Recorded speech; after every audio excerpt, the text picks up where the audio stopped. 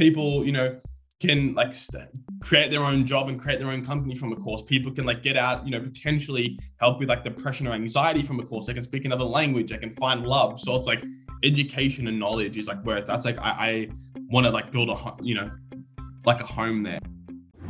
This is a pretty awesome episode. Now, I just wanted to film this as a heads up, and sorry that for some reason my camera didn't record. So you're gonna hear my audio, all the audio is completely fine. So I'm very, very sorry for that. Just a disclaimer, and hopefully you guys have an amazing day. Peace. And that definitely makes sense, Lucas. So yeah, I guess, Lucas, tell me sort of how did you get into marketing and sort of what are you doing now? Cool. Yeah. So originally I was like a pro footballer here in Australia. Was doing that for about 3 years. And then when I was 20, it didn't work out. I actually got too old when I was 20. As weird as that sounds, but that's football. Then I kind of from there, didn't know what to do. So I kind of jumped into the standard kind of like entrepreneurship courses and info products that everyone does, social media marketing agency, do a drop shipping business, all that kind of stuff, run funnels. And there was, like a month period where I was playing like semi-pro soccer. Sorry, about, like 6-month period where I was just kind of reading every day, taking courses, learning ads on my own, test like a social media agency. That didn't work, but I kind of learned how to, set up a domain and build a website and automate things. And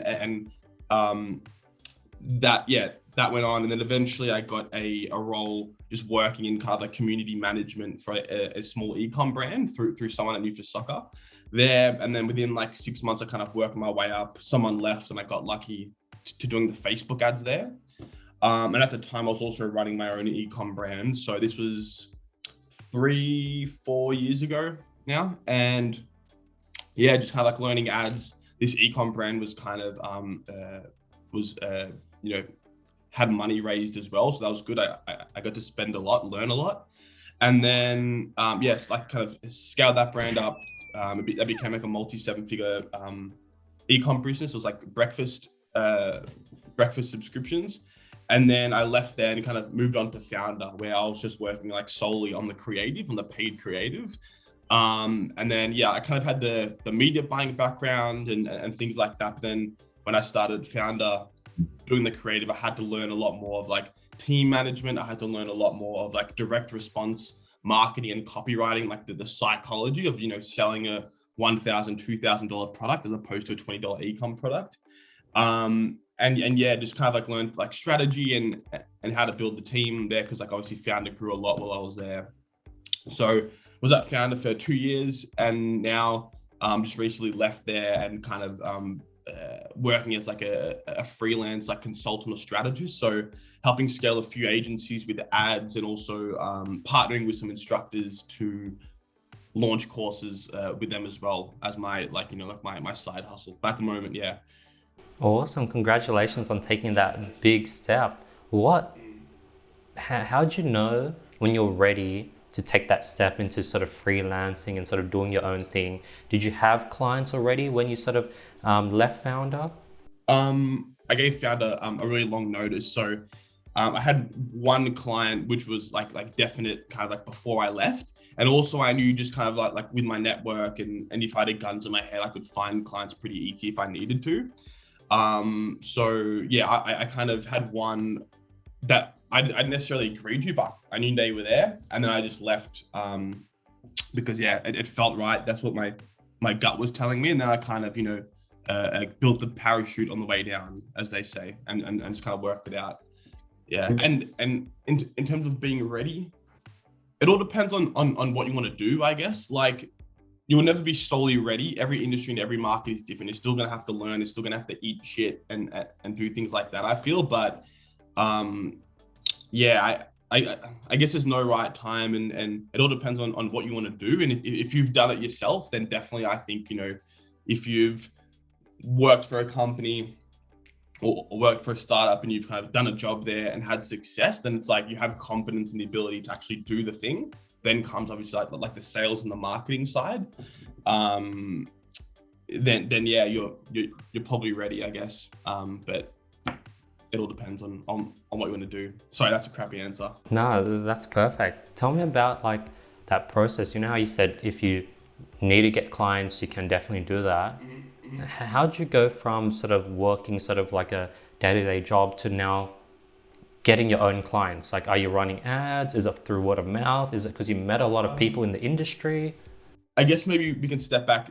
The way my life is structured right now is I have about like 3 or 4 clients that I really, really like. I'm enjoying the work. I'm learning a lot, and I've like kind of like good deals with, right? And these are all, let me have a think. Yeah, these are all people that I kind of knew just through my network and like networking, and honestly like giving a ton of value. Like all these people, I like jumped on calls to them, kind of like gave them ideas for ads, and it kind of came back, 2, 3, 4 years later.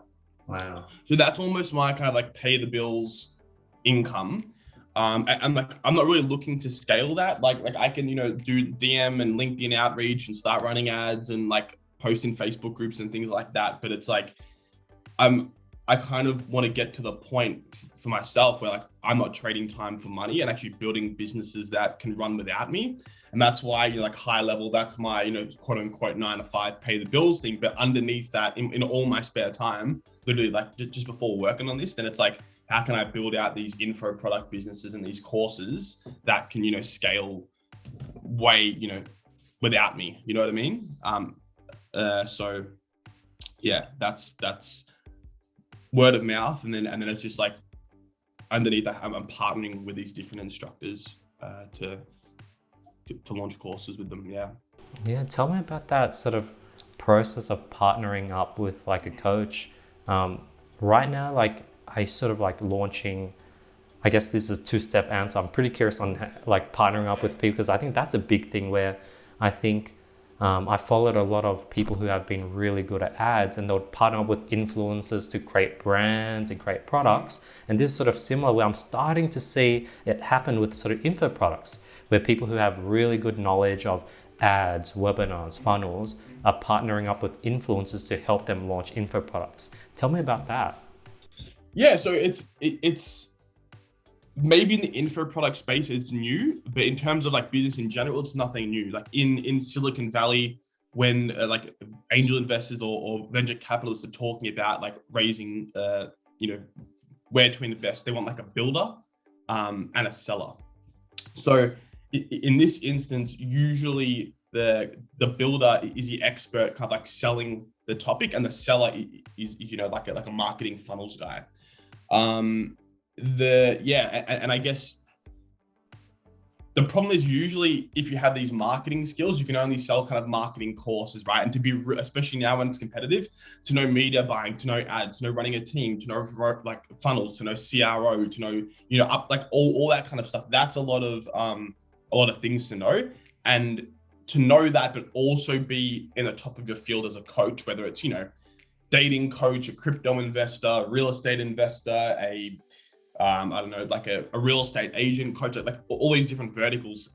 It's hard to be both, right? So it's almost a thing now where these kind of marketers and advertisers are coming in, like you said, in the e-com space. It's like, hey, I can sell this for you, but you can be the star, be the brand with all the knowledge, all the social proof or whatever, and do it. And like, the same thing's happening in crypto and NFT space as well, where you have people kind of, running NFT projects in the back end. They're kind of like the masterminds of it. And then they're like, oh, hey, Snoop Dogg, or hey, whoever, come be an ambassador for us.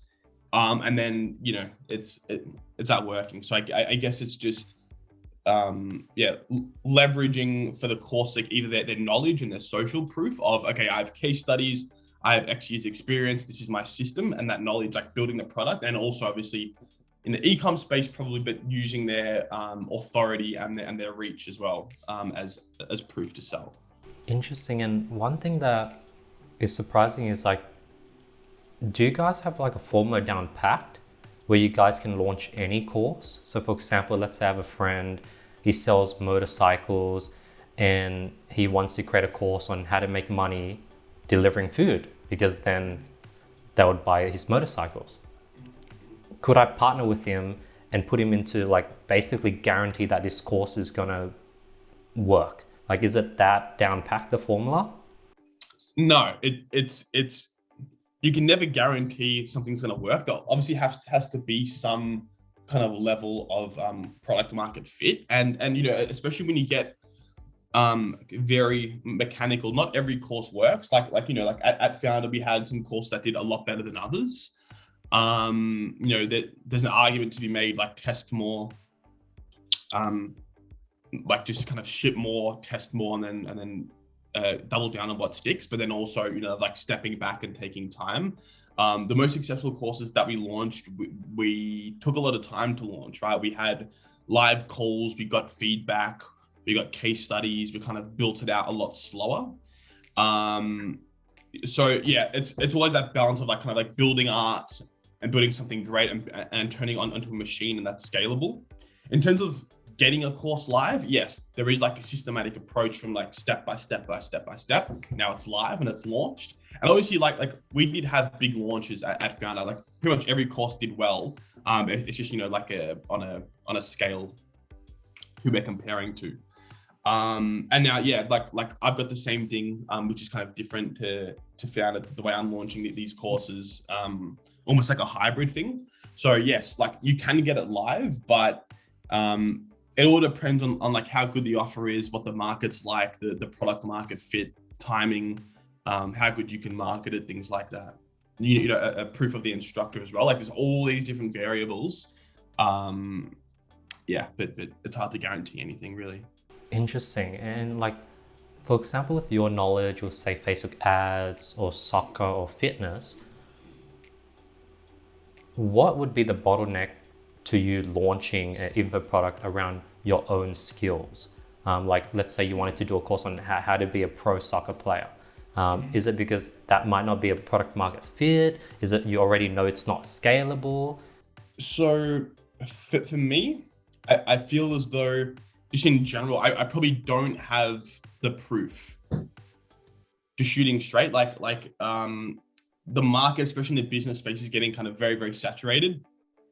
And just courses in general are. So it's like either you have a ton of social proof and you're the only one that can teach this. And the strategy is finding something so niche that nobody else is doing it, right? I think right now that's two ways to kind of get through this saturation. And my probably biggest strength is like project managing and building these funnels and coming up with ideas and marketing them. So it's like I would rather just partner with someone else who already has the proof, already has all the case studies, done the stuff on their own, in a market that's not that saturated, or finding a product that's really, really niche, and then doing it with them. Because like, yeah, I like even just personally, I probably could launch a course, could do okay. I have to think about the market, but it's I kind of like being in the background, filming and being a personal brand and all that stuff takes a lot of effort. And like, I just kind of like, being in the shadows, like a little dungeon. Yeah. That makes sense. One thing that I'm sort of learning is the importance of results and repeatability, and how like, I recently learned that customers don't really care about, what's in the program, what's the offer, like they just care if it's repeatable across a ton of people. Tell me about that. Like, I never knew that testimonials were that important, because everyone has testimonials, but like I'm hearing again and again, like you need reviews, testimonials. Like, why is that? Like, is it because the whole webinar is like a webinar of just testimonials, or like, yeah? The whole point of a webinar is basically get someone to believe that your product is going to do what you say it does, and then like justify the price, right? So every story, everything, it's just to make them believe that this product is finally going to be the solution to where they want to go, or the problem that they have. And there's a few ways to do that, because there's different buyers, right? So there's like logical buyers, kind of urgency buyers, more emotional buyers, and there's also social buyers. And like Ty Lopez talks about this as like a marketing system. We can get into it a bit later, but social, especially in the age of like social media right now, and especially in the age where there's so many courses and things like that, seeing stories and seeing case studies is just proof. Everybody's saying, I can do this for you, here's a step plan. But the second you say, like how much powerful is it saying, oh, hey guys, like, I can make ads, I can scale courses to 7 figures, come work with me, versus, hey, I make ads that have scaled, like 10 courses to 7 figures. For example, this course, this one ad made $20,000. Here's a screenshot. It's just like, oh, it's undeniable, right? Like, that's the thing. Yeah, it kind of cuts through the skepticism. And to be fair, like the courses that were able to scale, massively at Foundr were the ones that had case studies. And even right now, like I will not, when I'm like reaching out for potential instructors to partner with, the second or third question I ask is like, do you have proof? Do you have case studies? And that doesn't necessarily need to be from the course. For Foundr it was, because like, the course has been running for years, but we can still be, hey, if I run an agency, it can be, hey, this is my agency. This is what we do. I'm taking this exact system that we do, putting it into this course, and this system generated 100K for this client, 2 million for this client, So it's still social proof. It's just kind of how you word it and sell it, because you're not really selling a program. You're selling like an IP or a unique system most of the time. And then how do you attack those 3 types of buyers? Do you literally on the webinar like talk and then sort of present it in a way that goes for the logical, emotional, and you do all 3 at the same time or separately? So it's a great question. Basically, so that there's 4, right? And the way I think like Ty Lopez, a marketing genius, he's like next level. But basically I kind of go a little bit more like deeper than this, just in my own stuff. But it stems to like pace. So practical, action-based, social, and emotional. Practical is like a logical person. It's like an analyst or something like that, with like, okay, and they're very skeptical. It's like, tell me about this, but logically that doesn't work, right? It's like I kind of visualize them. Action is more like me. It's like, fuck it, let's get it. I'm on it. It's like FOMO, urgency. Let's get it right now, right? Like pump up, future pace. Social is more, like social proof. What are the celebrities doing? Does this work for other people? Show me case studies. I need to feel like. And emotional is how can I? Emotional is like feelings of either like big benefits or strong pain, right? And literally in the webinar or the VSLs that I write, I'll kind of map out a story, like a logical, like I kind of start with logic, map out like a logical, okay, like step 1, step 2, then kind of like build out these points, write it, kind of make it flow. And then literally what I do is I have these 4 things like ingrained in my head where it's like, we haven't hit on emotion a little bit. Let's add in more emotion in this section. Okay. So, and it's either like negative emotion or positive emotion. Then like there's no urgency or there's no like action-based thing for a while. They'll bring in the opportunity again and the urgency and the FOMO. Oh shit, we don't have social proof. Put this social proof in. And then every time I make an argument, it's like, okay, how can I logically break this down so the most skeptical person would believe it? And the second, like you get these 4 forces, and they're all throughout the avatar, like emotion, a little bit of action, a little bit of social, a little bit of more social, practical, and you start adding it. Then all the buyers are hitting on different things, right? Like you don't buy the same way I do. I don't buy the same way that my mum does. And usually as well, just like a little tip, I guess, is the more sophisticated a market gets, then the less emotion and the less action and the more logical and the more social proof, because they've heard it all before. Usually they know what the emotion is. They don't need to be sold on, on the benefit or whatever. It's more so, yeah, but I've watched YouTube videos. I've gone through courses. I've worked with agencies. I know this is all bullshit. Like I'm pretty sophisticated right now. Explain to me logically why this is different. And then, so it's like every market's kind of different. There's no formula of like, say this, say this, say this. It all, but yeah, that's kind of, and even with the ads, it's the same thing. Like you'll see pretty much every ad that I run has to have those 4 things, right? So social proof needs to have case studies. If you don't have case studies, then show like celebrities doing it. If you can leverage like any celebrities or authority or influencers or any case studies for the social, definitely. Urgency on every ad. Why do they need to buy now? Then logically reason. What's the logical reason that it works? And then handle objections. That's logical as well. And then emotion is like, obviously, what's the big emotion that you're selling? Is it like an away from, or is it a to? So like, are you kind of solving a pain? You really want to twist that knife and really like get into it, or is the benefit so good that you can show the benefit and express and feel it and make people feel something? And every ad that I write has that, has to have that. That's so cool. And what's your thoughts on VSL to like a booking versus webinars? It seems like a lot of people are slowly transitioning to booking funnels, sales calls, and webinars I'm seeing less and less. But Foundr and like Grant Cardone, these sort of big people, they're still on the webinar games. So webinars must still be working, but why is everyone transitioning over? So I'll preface this by like there is no formula or there's no should, and nothing's better than the other. It all depends on, you know, your funnel and your back end and kind of what you want to do. I would say ad prices are getting harder, more expensive. So webinars, you know, probably are getting a little bit more difficult. They're still working for a lot of brands, and I can explain why in a second. They're still working. I think, and again, like I don't have any like specific data to back this up because I haven't done a true scientific test, but it seems like the only reason webinars are getting harder is because the market is getting more sophisticated, more saturated, and people probably have a negative, a negative feeling around webinars because maybe they've been on one and, you know, just got pitched to for an hour. Maybe they bought a course that was trash. Maybe they actually want this problem and they know it's going to be 30 minutes of teasing and then, oh, here's my $3,000 course, right? So it all depends on who the market is and what the back-end product is, right? Like there's still ways to make webinars and VSLs work for more sophisticated markets.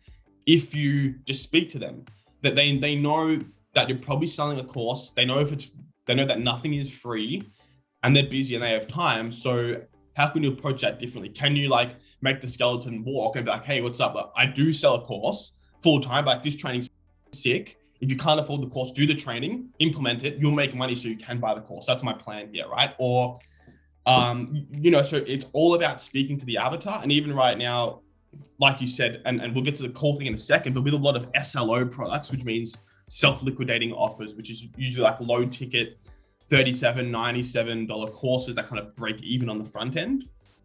Tanner, that guy, he does it a lot. Like Traffic and Funnels do it a lot with these, $27, $37 products. And that's usually for more sophisticated markets because these guys usually have money. You don't need to sell them on the benefit of like starting a business or scaling a business, but also they probably don't have time. They're probably too skeptical to sit through a 1 hour webinar for the most part, right? Obviously, if it's a really sexy offer they haven't heard before, they may go through it, but that's what's kind of working. And then in terms of like VSLs to booking the call, that's just about the business model, right? Are you selling a course that's automated where you have a VSL, you get a sell and that thing runs like a machine, like an evergreen funnel? Are you doing a VSL or booking a call and selling like a 15K service package? Are you running ads to a small VSL, they're getting a phone close on a call? So there's no real way to, it's just like puzzles, right? All this stuff is literally prospect is on social media, usually if you're running ads or on YouTube or watching shit organically on TikTok or whatever, then there's certain things they need to think, that they need to see, and that they need to believe in order for them to make the purchase, right? Whether that's an ad to a sales page and that's it, whether it's an ad to a webinar, to a sales page, to an email follow-up and then a call, whether it's ad, VSL, call, it's just kind of who are they? What do they need to believe? How can we get these different steps in a way that's profitable on the back end? And then of course, obviously it's like, how good is your back end? Because a lot of these guys that are scaling right now may not even be profitable on the front end, but because they have coaching programs or affiliate links with software on the back end, it's like, it looks like they're scaling here and they're making a ton of money, but maybe they're losing money or breaking even because here's where the profit is, right? So it's how much can you get people buying? And then in that sense, it's like, how much value can you create, right? Like that's kind of all it is.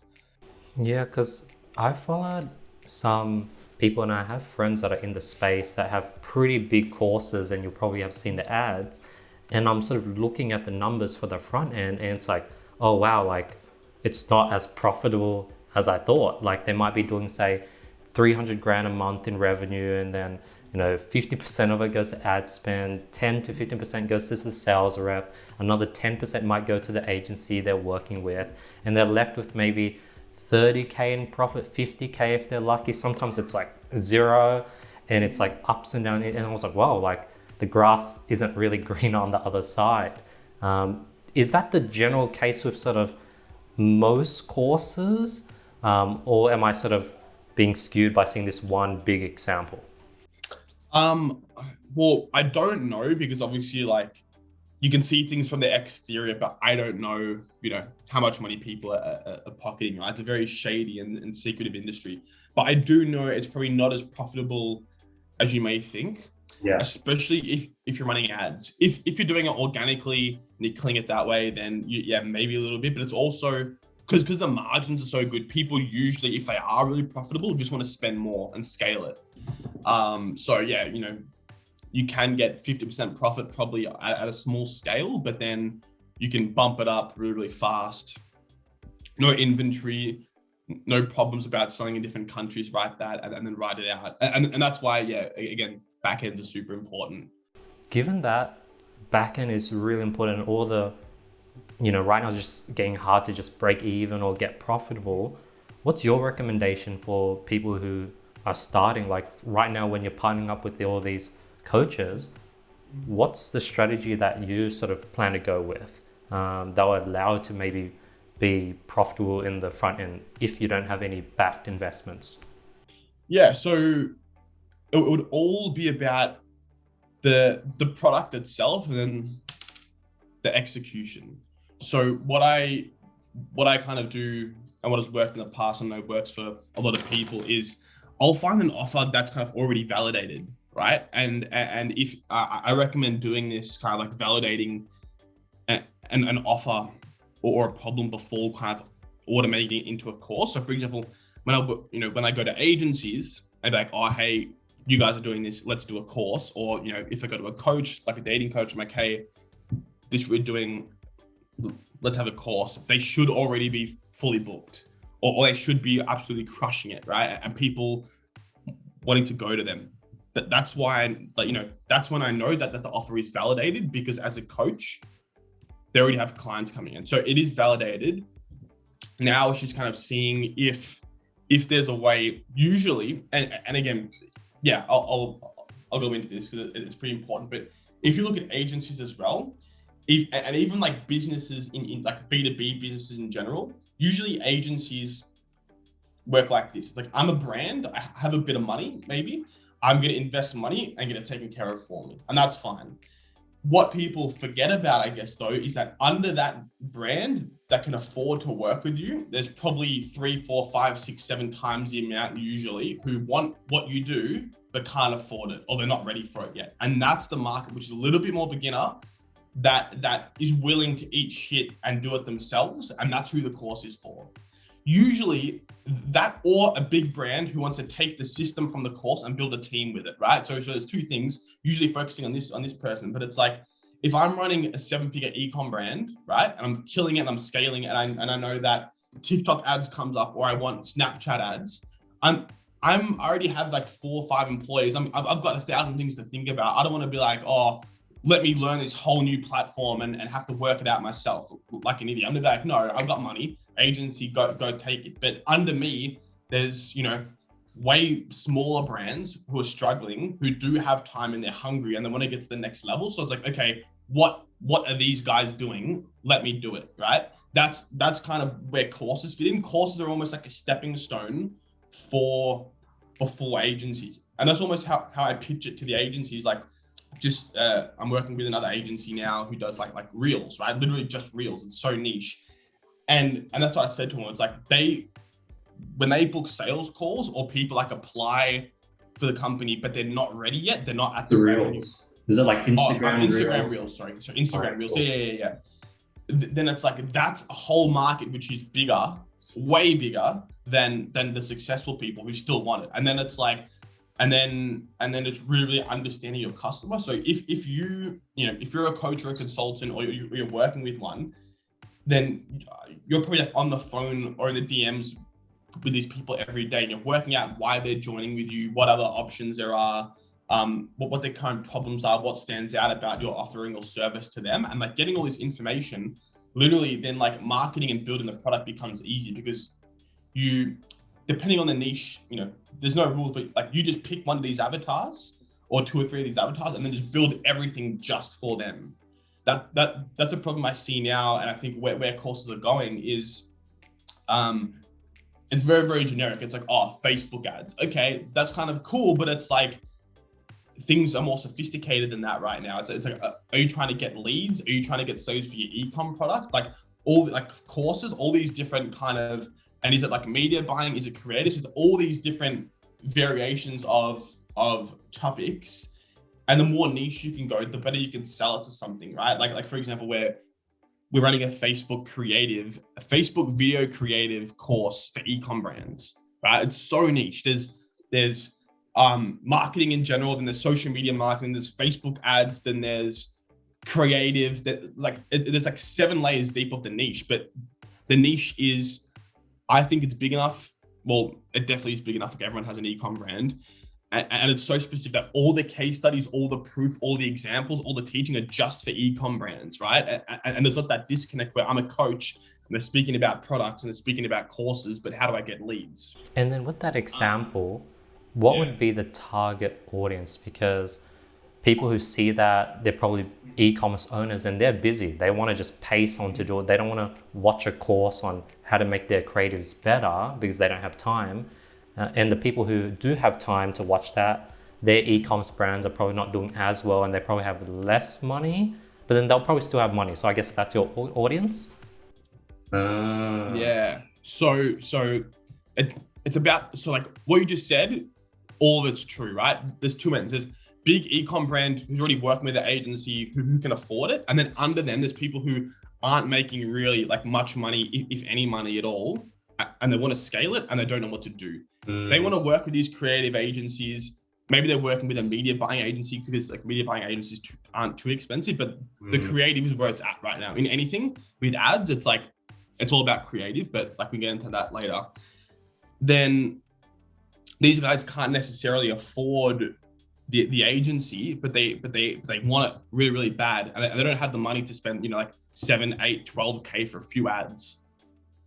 But they may be willing to spend 1K to build a system that they can make ads like this in 4 hours a week. And even that prospect, like you said, they don't have a ton of money. They don't have a ton of time. They're super busy. So we built the product for them. Like the bonus is in there. Literally, here's how to hire a VA editor. Here is a list of like VA editing. Here is like systems and templates and copy and paste that take a 3-hour thing and put it into 30 minutes. So I was like, that's what I'm talking about. We started with that niche first, right? I mean, knew everything about them. They didn't have time. They wanted to scale.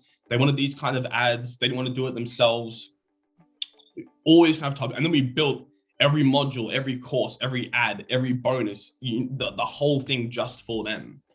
That's kind of what I'm talking about. Because yeah, like there are, for every one brand that's scaling, e-com brand, there's probably, 20, 30, 40, 50 people who watched a drop shipping store or wanted to start a fashion brand and they're just not getting sales and they're stuck right now, right? There's a ton of them. So it's like, let's go after them. Interesting. That's super cool. Now, on that topic, does it feel like, picking the niche and picking the topic, and it has to be something different and you have to go many layers deep, does it feel like people are constantly chasing like, all right, TikTok is out, let's do a course on TikTok ads, let's do a course on Snapchat ads, let's do a course on crypto, NFTs, and it feels like you're constantly chasing that next new hot thing to teach about and make a few $100,000 off, and you're moving on to the next thing. It doesn't feel like something that can create this flywheel effect that can eventually grow on its own. Or what's your thoughts on that? Is like Foundr or companies like Foundr getting to the point where like if they wanted to, they can turn off their ads and through word of mouth, it can still grow slowly, or is it impossible? With the turn ads off and still grow slowly. Yes, you can grow slowly, but it wouldn't even be growing. To be honest, can be getting sales because of the brand and people coming back, but it's like, ads is still a driving force in content, especially social content. In terms of the kind of like shiny object syndrome chasing, yeah, obviously that's a big thing. It's like, there's that quote where it's like, you'd rather be an average entrepreneur in a growing space than like a great entrepreneur in an average space, right? Like, you know, the market can kind of take you. So maybe running ads in a really sexy, new, trending right now topic makes things easier, running courses, in those niches. But still, like, you know, e-com isn't going anywhere. So it's like, it's like people are going to want to start e-com brands, and like someone's going to win. Or there's going to be a few people winning in that niche. And what we found, the way we can keep things, like even Instagram, or even, you know, like e-commerce, which is everyone would say it's outdated. People have been selling courses for 5 years. The way we keep those scaling modern day right now is through angles. Is through fresh angles, right? And I can get more into that, but it's like, we have one course sitting there. How can we make these through ads and through different front ends and through different offers, make this relevant and sexy right now? As an example, you know, there's an Instagram course we're working on, probably launched like 5 or 6 years ago, right? Instagram was really hot right now. Now it's more TikTok. With that one course, there is hundreds of angles we can sell it to make it relevant and sexy and fresh and personable right now. Okay, we can say, crap, iOS ads just happened.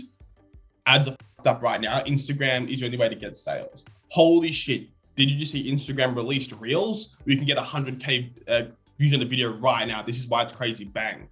So all these different like trending topics or like trending pain points, you can do it. And for example, even this, we didn't do this example, but if crypto, like you said, if crypto and NFTs are trending right now, then you can run ads for the Instagram course about crypto. Like, hey, what's up? Well, like crypto is exploding right now. Well, did you know that these brands are actually killing it on Instagram? Like on Instagram, this NFT launched 100K followers. So if you want to launch an NFT brand, Instagram is the best way to do it. That's probably not true. That's probably Twitter or like Telegram, but like that's an example. Yeah, so it's all just like different angles. How can you test? And you see like Tanner, or you see Traffic and Funnels, Foundr do it as well, where, you know, the course isn't new, but the angles are new, and it makes it seem new, right? So that's a way you can keep things fresh. But in saying that, obviously, if you're in a growing niche where there's hype and excitement and FOMO, it's going to be way easier to get sales. That's just the fact. But also, it's like that's where that pace comes in, right? Like that kind of, because that's more the action, social side of it. Everyone's talking about crypto. I want to get into it. The FOMO of crypto, that's more the action side. But there's still things like dating and finding love. That's fully emotional, and that's never going to go away. So that's trending right now. That's hot right now, because it always will be. You know, everyone wants love. So that's an example. Yeah. And then when you change the angle, do you keep the webinar the same, or does that mean you have to change the webinar and messaging on the VSL as well? We, for the most part, kept the VSL the same. You know, we upgraded it every year, every 2 years. Sometimes added new case studies, changed the guarantee, or just like reshot it completely to be something trending. You don't have to do anything. It's more just like making sure that your ad, if you're testing these new angles, sets up the VSL so it's not a shock, right? So you can't be talking about, oh, hey, like we have this Instagram system that's just for crypto, and we're going to show you how to do it. And then the Instagram talks about e-com, the VSL talks about e-com brands. So it's all about how you sell it. But yeah, I plan to test like a ton of VSLs this year. Hopefully, like one, you know, a new one every month or 2 months per course. Maybe not that much, but yeah. So you don't have to, but it's good to always be testing anyway. Yeah, talking about that, when you run your ads, do you optimize for leads, for show up to the webinar, to the actual sale? What do you usually optimize for when you run the ads? Yeah, so it depends on the funnel. If we're talking about a ad to registration page to a webinar to a sales page, like the kind of like, you know, webinar VSL flow, usually when we launch it, or when we did launch it, we'd go straight to sales. So optimize for sales. If it's like a fresh product or a fresh pixel, we would probably optimize for sales page views first, or optimizing, doing a custom conversion where someone sees the offer in the VSL, right? So spend X amount of time on the VSL page. And that's because it's always hard, because like further down the funnel, especially now after iOS, Facebook gets less data, so it's harder to optimize. So you may have to get like 100, 200, 300 people to go through before even seeing the sales page. Facebook doesn't know who's who. So a good way to do it is to start optimizing earlier in the funnel. You're just like, okay, maybe someone reached the VSL, maybe someone saw the offer on the VSL, someone got to the sales page, someone went to check out, and then eventually get to sales once the pixel kind of learns. So when I'm starting from scratch, I'm going to be doing like optimizing for seeing the offer from day one. And then eventually, as we get more and more and the numbers get good, kind of building it out, if that makes sense. Yeah, when you optimize straight for the sale after you sort of built something out, one, does that mean you're letting ad sets run to $2,000-$3,000 break even point until turning it off and you're sort of waiting that time? Or is there like, does that mean you have to let everything run to $3,000?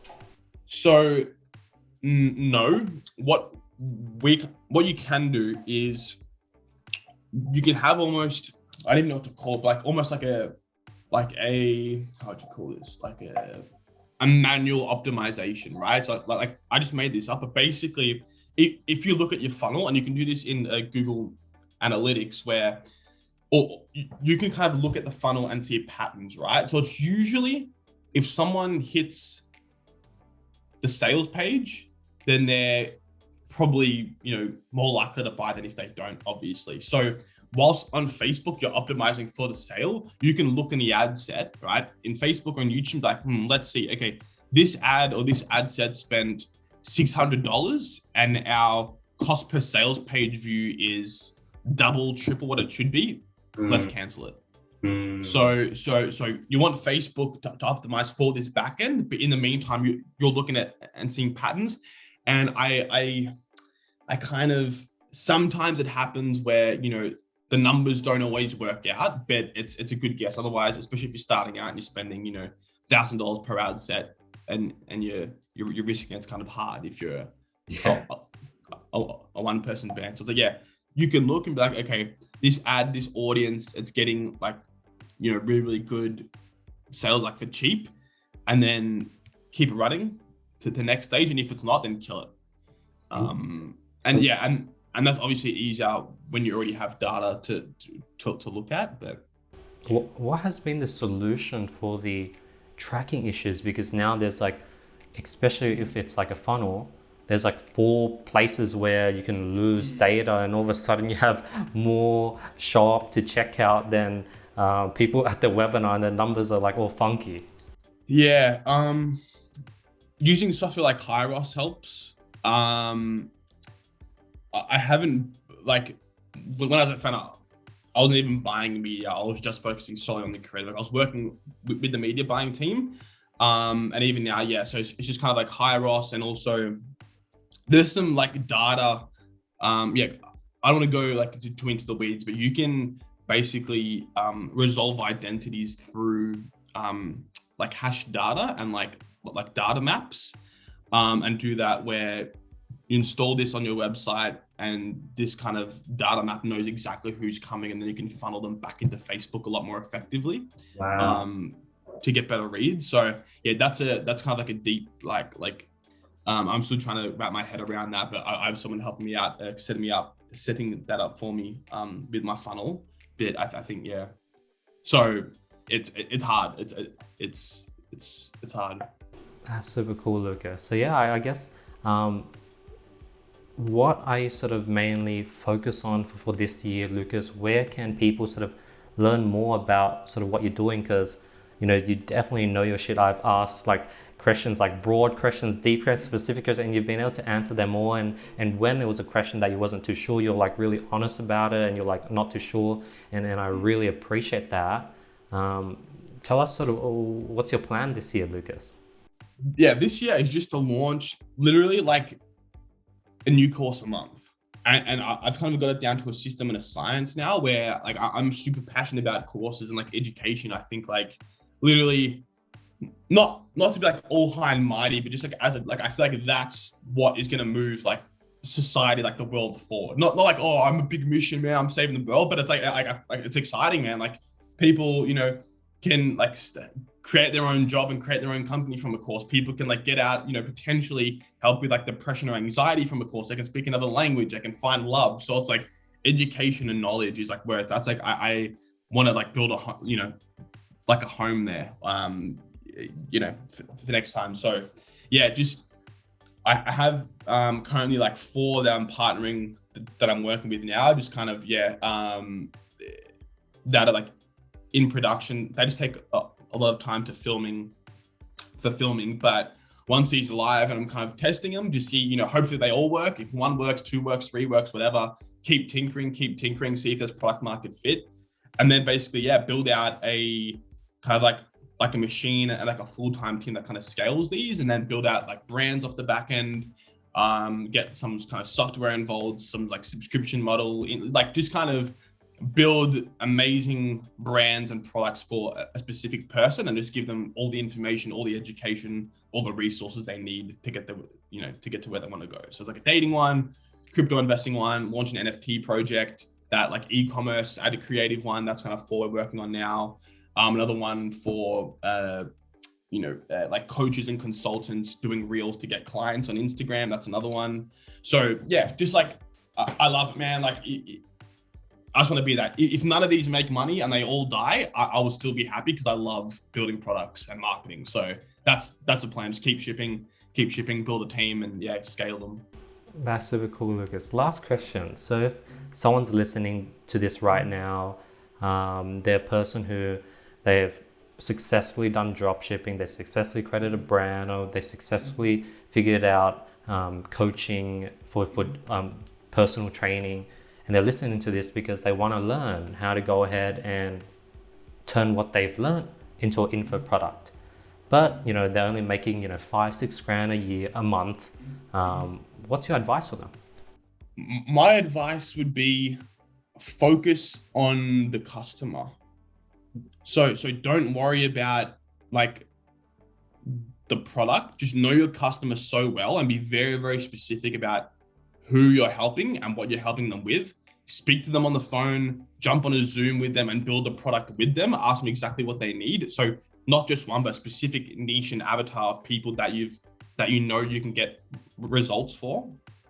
And then there's a lot of steps, and it's like I can't just give you like a magic pill where you can go out and crush it, but like focusing on a specific problem, really, really niche, and just creating an amazing solution product custom built for like a niche, that makes everything easier. Then you can like sell organically a lot easier. You can probably like do some DM and like LinkedIn closing stuff from that. But I think, yeah, just even work with people, it's like, oh, let's go build a course. This is what this guy's doing. Let's just copy. It's like, yeah, you can do that, but it's like, not everyone necessarily knows what they're doing. And it's like doing it purely from just like trying to help someone. And like, not even, from like a moral perspective, obviously you want to get results and do good, but it's like, you're selling to people. And if you build an amazing solution for someone, then they're going to buy it. Right. So yeah, that's my advice, is just get really, really, really specific on the customer and just like build something that you honestly think will transform their life. Yeah, I think that's like an amazing tip. Like I think a lot of people do get lost in the weeds and they're like, I want to scale, I want to crack cold traffic, I want to pump a bunch of ad spend. And I think you're right. If you just focus on your customers, build out an amazing product, the money will come. And once you have the money, then you can easily figure everything else out. So yeah, that's an amazing tip, Lucas. Where can people find out more about you and if they want help from you and get your services, or just learn and follow your journey? What's the best place, Lucas? Best place would be probably on Facebook. I think, yeah, if you're, you want some advice or you're running the course yourself, or you want some tips like that, just like Lucas Spinella. My name maybe can come up here. I'm not sure if you can edit that, but yeah, Lucas Spinella. Yeah, message me on Facebook. You can probably find me on LinkedIn and Instagram. Just shoot me a message. I kind of like, this is all I think about. I love this stuff, so I'm happy just to like give advice and help out. Yeah, so Lucas Spinella, hit me up. Amazing. We'll link everything in the description below and in the show notes. But yeah, thank you so much for your time today, Lucas. Amazing episode. Thank you so much, everyone, for listening. Really appreciate your time today. Hopefully you guys got a lot of value and learned a lot of things. I really enjoyed this episode. Like, it sort of gave you another sort of inside the curtain look of what the sort of webinar sort of VSL space looks like. So I really appreciate your time today, Lucas. Thank you so much. Cool. Thank you, man. Great questions. Great to be here. See you later. Awesome. Have a great day, guys. Peace. Nice to meet you, man. Bye.